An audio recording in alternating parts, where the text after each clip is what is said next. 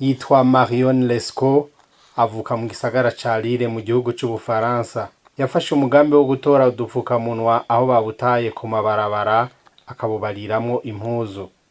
Amaze umwaka wose abikora, aho umuntu wese ataye agapfukamunwa hasi ngaho mu gisagara ca Lille aca agatora agaca aja bukabariramwo amakanzu, amasakoshi, inkofero, amakabutura ndetse n'ibindi. Ivyo rero nimwibaze ngo abikora kubera aba yabuze ibindi ashonamwo izo mpuzu, oya, ahubwo ngo n'uburyo bwo kwerekana akababaro ukuntu abantu babandanya bonona ibidukikije bagapfa aho bataye imyanda. Ikinyamakuru active.fr cyo ngaho mu Bufaransa candika yuko igihe bahura nawe muri quartier Wazem mu gisagara ca Lille, Marion mubahuye yambaye agato gafise ikintu kirereta inyuma gakozwe mu bupfukamunwa yatoraguye hirya no hino mu mabarabara no muri nature. Sakame yiwe nayo nyene ikozwe muri utwo dupfukamunwa, ahantu mu gihe yarafise isakoshi nini yuzuye ubundi bupfukamunwa bwakoreshejwe yatoye hirya no hino ngaho nyene bahuriye, akaba yariko anatora utundi dupfukamunwa abonye muri ico kibanza. Avuga ko igihe yari mu bihe vyo kugaranwa ico abanyarwanda bita guma mu rugo muri bino bihe vya COVID-19 ahitwa Chamonix aho mu gihugu c'Ubufaransa, ngo yarababazwa no kubona utwo dupfukamunwa twandagaye hirya no hino ntatahura ivyari vyo. Marion akaba yahoze akorana nabo bita ba notaire, bamwe bajejwe kwemeza yuko ikintu kanaka ari canyene co arabivamwo.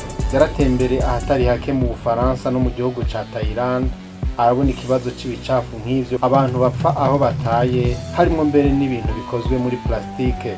Yiganiye ico kinyamakuru ati, ibicafu vya mbere natanguye kwegeranya nahereye ku kiyaga hamwe benshi bita plage.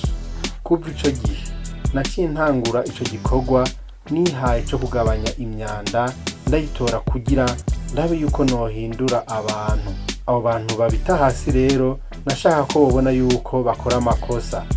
Uyo mukenyezi avuga yuko ikibano gifise ikibazo aho abantu ari bo nyene bikwegera ingorane ziva ku guhumanya ibidukikije. Ati rero utwo dupfukamunwa twandagaye hirya no hino ni icemeza yuko abantu badafise ukwiyumvira kurashe. Ati mbere yo kutubarira banza kutumesa neza. Ati kubikora rero si ubunyamideni mba ndiko ndakora, ahubwo no kugira nerekane igitigiri c'ubufukamunwa butabwa ahariho hose ku mabarabara no mu manatire. Iyo umuntu rero abishizeko umutima arabona yuko ari ingorane. Jewe rero ndiko nterera kugira ngo twubake isi imeze neza.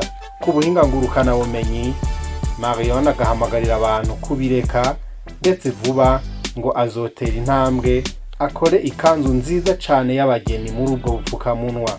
Ati rero ivyo ariko arakora si uguta umwanya canke si ubusazi, ahubwo ngo abataye umutwe canke abasazi n'abo bantu bose bapfa aho bataye ibicafu mu gihe batarabona yuko vyihuta yuko isi hangana n'ihindagurika ry'ibihe.